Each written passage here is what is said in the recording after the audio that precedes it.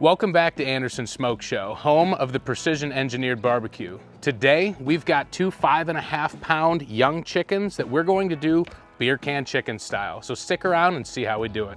If you're new here, my name is Andrew and I'm an engineer. So everything that you get is going to be technical and to the point. So today with these beer can chickens, you know exactly what to expect.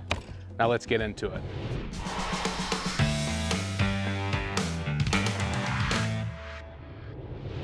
So I've got these two 5.5 pound chickens. They are thawed out and ready to go. There is a little bit of trimming that we need to do. I typically trim the tail off the bottom. Just get in there with a sharp knife and just cut that right off. There is a little bit of an overhang with fat and a lot of skin down here, but I like to leave that cape so that it kind of covers the can a little bit better.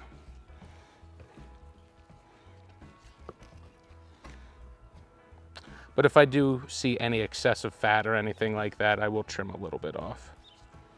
When it comes to beer can chicken or any chicken or turkey that I do, I like to use olive oil as the binder. When you're cooking at a higher heat, olive oil helps crisp up the skin. It's exactly what we're looking for today. So I've got some of my California Olive Ranch olive oil. I'm just gonna pour a little bit into my gloved hand here. We'll just massage this bird. Not only will the olive oil help the rub stick, like I said, it'll also help crisp up that skin. Nobody likes soggy chicken skin. Flip this over and get a little bit more oil in my glove here. A little shoulder rub here. Everybody likes a good shoulder rub. And we'll move on to the other bird here.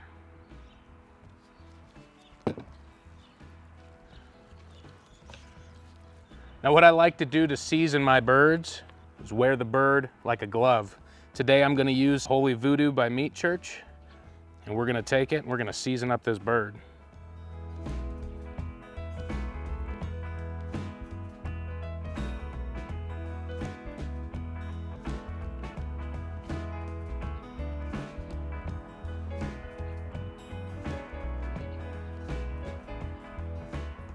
Now, if you want a good workout, try this with a 20-pound turkey. It's not as easy as it looks.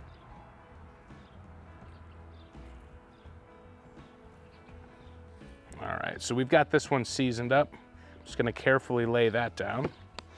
And I've got some of the Meat Church fajita seasoning as well. And I'm gonna put this meat puppet on. We'll get this one seasoned up too. I just wanted to do two different flavor profiles today. I always like to have a little bit of variety, especially when I'm cooking multiple of the same thing. Now this beer can chicken recipe, doesn't matter what kind of grill or smoker you've got, you can even make it in your oven.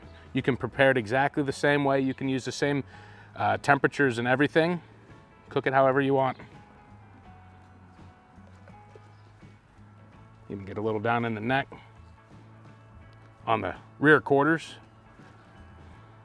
on that flappy skin. And this meat puppet is ready too. Now when it comes to beer, I really don't think it matters much. You can even use water or soda if you'd like. But what I do is I put some seasoning inside. So today I decided to use some Labatt Blue Light, and as you can see, I cut the tops off. That's gonna allow more surface area for evaporation and make the steam come out a little bit easier. But I don't just go straight beer. I always use a little bit of an herbal-based seasoning. So today I've got some of my Spiceology turkey rub. This is one of my favorite herbal blends. I'm going to give you a word of advice. When you put this in, do not stir it because the salt will make this pretty much explode, like one of those 4th grade science classes.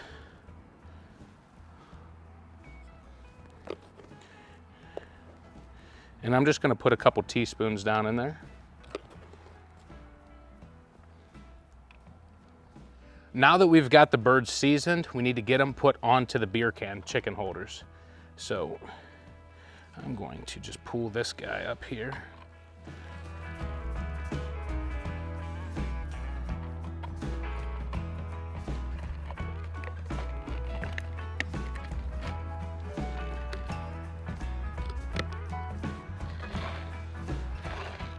There you go, there's one.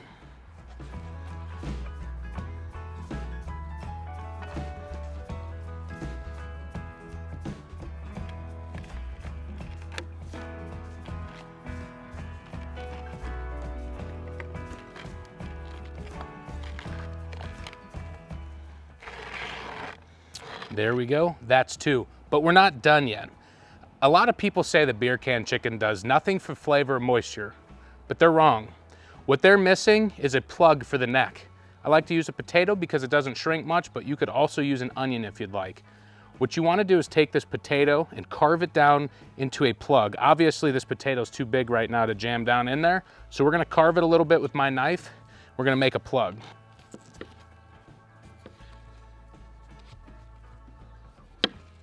Basically just going to do a wedge style, and we'll just keep trimming this down a little bit until we get the size that we need. I'm going to give this a try and see what happens. Still a little bit too tight. We want it to be able to sit down in there and stay.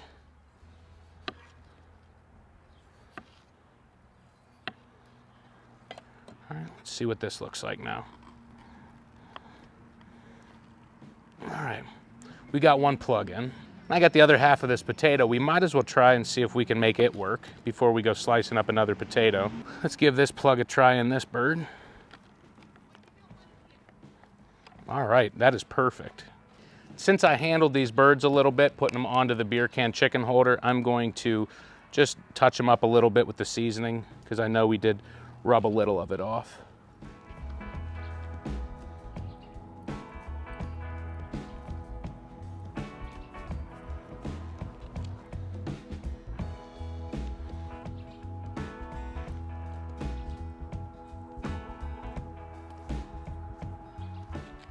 All right, we've got these birds ready to go into the smoker, but first we better get that thing fired up. So today for these beer can chickens, we're gonna be using some of the lumberjack pellets. We've got the Supreme blend, which is oak, hickory, and cherry. I'm just gonna load this thing up. I've already emptied the hopper, so there's really no pellets left.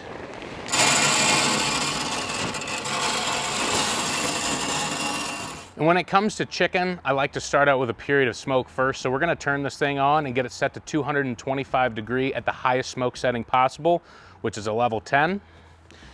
So we're gonna turn this on. I'm going to hit the menu. We're gonna say set temp. I'm gonna go to 225 degrees.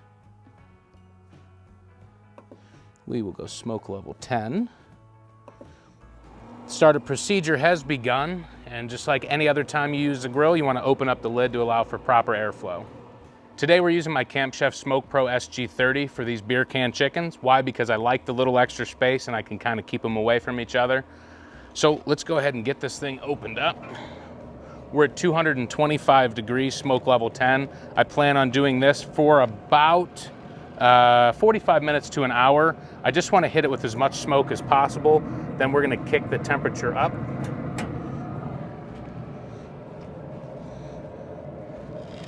But we'll talk about that temperature later when we get to that point. Just be careful transporting these. It'd be pretty easy to dump.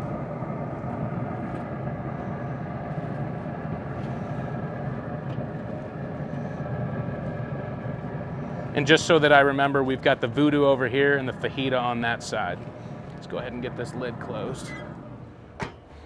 At 225 degrees, if you cooked it the entire way through, you get rubbery, chewy skin, and that's not what we're looking for today. But what I wanted was to slap it with as much smoke as possible, and you're only gonna get that much when you're down at a lower temperature. So for the next hour, we're gonna keep it at 225 degrees, then we're gonna bump this up to about 325 or so to finish it off and get a nice finish on that chicken. So we're back out at the Camp Chef. It's been an hour at 225 degrees, so we hit it with that smoke that we were looking for. Now it's time to crank that temperature up to 325. But before we do that, I've got my ThermoWorks signals out here. I wanna put a couple probes in, including an ambient air probe. Let's do it. So I've already ran them through, and basically we want to get this into the breast. We're looking for 165 degrees in that breast.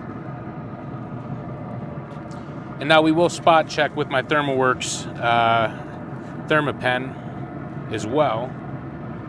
And then I've got my ambient air probe here, and I just like to monitor the temperature on the grill. So we'll just keep it just like so. Get this lid closed. Now let's get the grill cranked up. We'll get that ThermoWorks turned on. All right, we're gonna come down here. We're going to hit set temp. We're gonna set this to 325 degrees. Now that's set, we'll leave it smoke level 10. I'm gonna come over here, I'm gonna turn my ThermoWorks signals on. You can see this is our left, this is our right, and then there is the ambient air temp. We're gonna continue to monitor the temperature. We're gonna let those chickens go, and we're waiting for 165 degrees in the breast. All right, it's been 45 minutes since we set this to 325 degrees and put those probes in. Let's take a look what we got going on in here. I can tell you right now that looking at my signals, it has done very well at keeping that 325 degrees. Let's stick this down into the breast here. Now I'm reading in the low 130s on the signals, and I'm reading 130 here on my ThermoPen. Let's get in here on this one as well.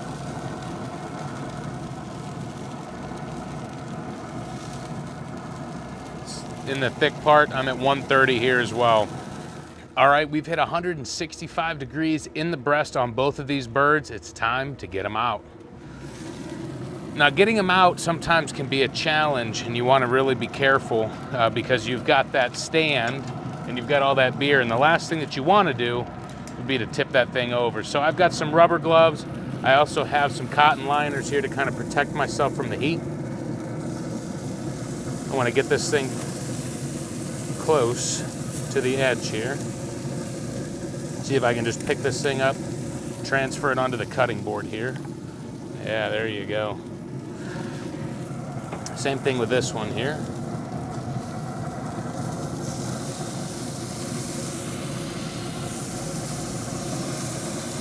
Whew. Sucker's hot.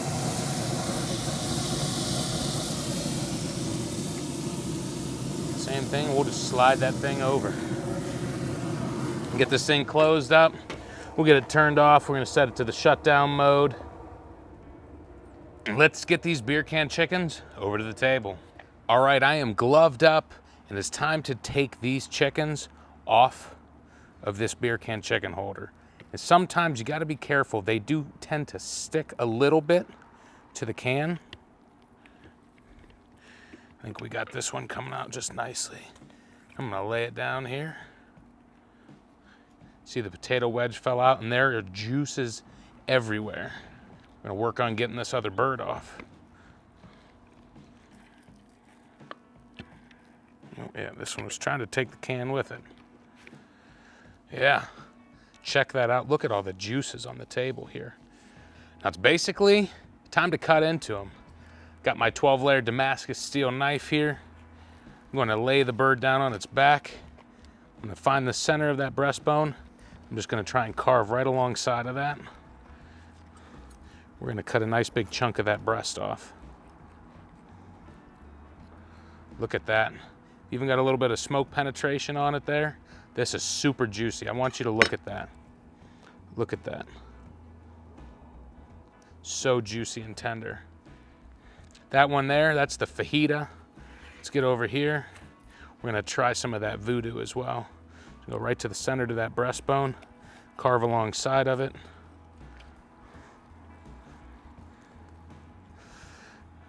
Another piece here, also juicy as can be.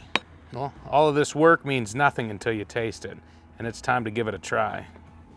So here is the fajita. I'm gonna cut a piece here of the voodoo.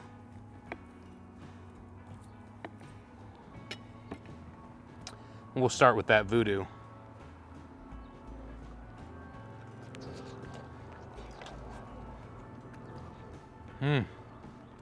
I can tell you right now that there is no method out there that is gonna give you a juicier chicken than a beer can chicken.